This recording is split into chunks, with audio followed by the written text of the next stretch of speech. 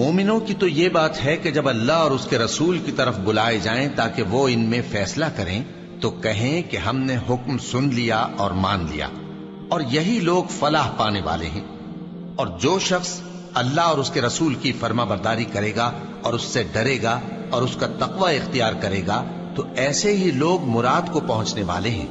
और ये अल्लाह की सख्त सख्त कस्में खाते हैं कि अगर तुम इनको हुक्म दो तो सब घरों से निकल खड़े हों।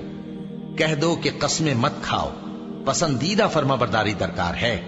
बेशक अल्लाह तुम्हारे सब अमाल से खबरदार है। कह दो कि अल्लाह की फर्माबरदारी करो और रसूल के हुक्म पर चलो।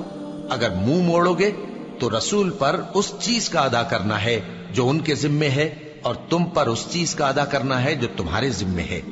और अगर तुम उनके फरमान पर चलोगे तो सीधा रास्ता पालोगे, और रसूल के जिम्मे तो साफ साफ पहुंचा देना है।